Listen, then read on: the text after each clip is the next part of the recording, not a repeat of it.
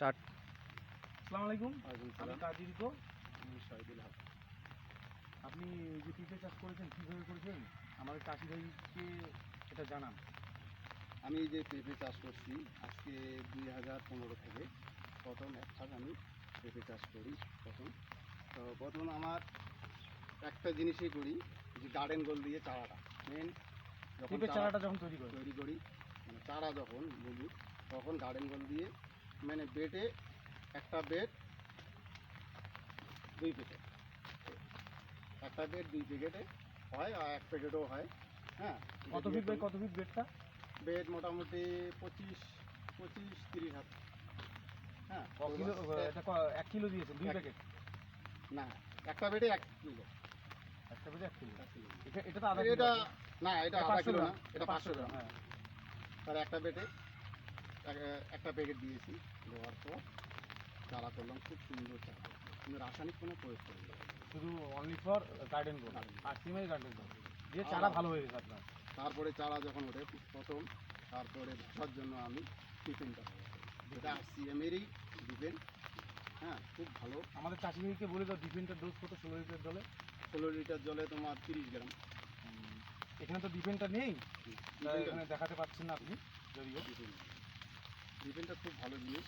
বর্তমানে আপনার পেঁপে গাছের বয়স কবে চলছে? 7-8 মাস। 8 মাস।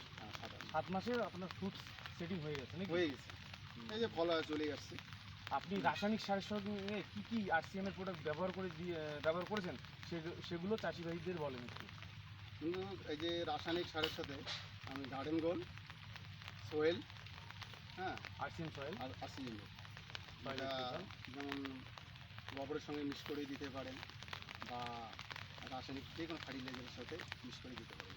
যেমন গোবর দিলে তোমার 3 টলি, যেমন কাজ হবে, মানে 1 বিঘে 3 টলি লাগে। আর সেটা সোয়েল 1 প্যাকেটই হবে, সেইটা 250 গ্রাম দিয়ে হয়ে যাবে, 1 বিঘা হয়ে যাবে। তাতে ওইখানে গোবরও লাগবে না। হ্যাঁ, আমি খালি শুধু পেঁপে চাষ না, আমার মেনলি চাষ হচ্ছে লঙ্কা। লঙ্কা কত করেছিলেন? ক বিঘা করেছিলেন? আমি 6-7 বিঘা করি। মোটা লঙ্কাটা তাতে রাসায়নিক সারের সঙ্গে আরসিএম এর এফডি প্রোডাক্ট আপনি ব্যবহার করেন। সব রেজাল্ট কেমন দাদা? রেজাল্ট জিজ্ঞাসা এক্সিলেন্ট। এর কোনো বিকল্পই। আপনি তো একজন চাষি, বড় চাষি, তা আপনি তো মালচিং দিয়েও চাষ করেন। আমি মালচিং ছাড়া তো করেন না। তা আপনি অন্যান্য কৃষকদের কি সাজেশন দিবেন? বলবো যে আরসিএম এর প্রোডাক্ট ব্যবহার করে দেখেন, এর রেজাল্ট আপনি বুঝতে পারবেন। হ্যাঁ, কীরকম হয়। অন্য প্রোডাক্ট তো ব্যবহার করছে। চাষিরা কাইন্ডলি আপনার নাম্বারটা দিবেন, তাহলে চাষিরা আপনাকে ফোন করেও জিজ্ঞেস করতে পারে।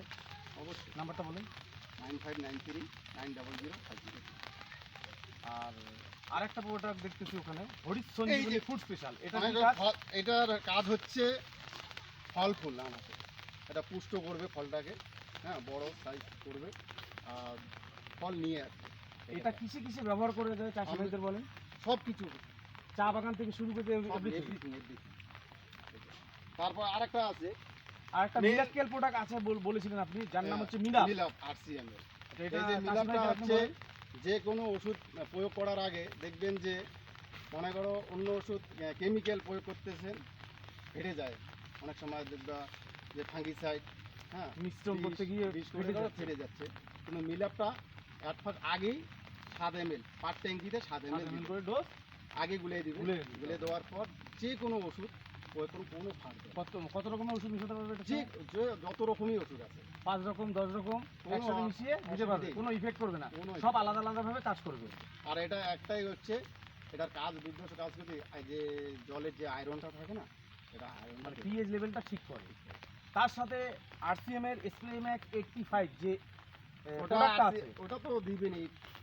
স্প্রে ম্যাক্সটা যেটা আছে, যেমন বর্ষার সময় অনেক সময় দেখবেন যে বৃষ্টি হচ্ছে, ওষুধ দেওয়ার সাথে সাথে চলে যাবে।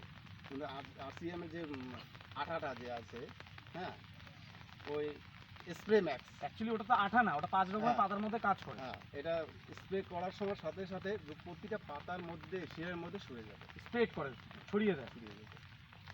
থ্যাংক ইউ, আলাপ করে ভালোই লাগলো।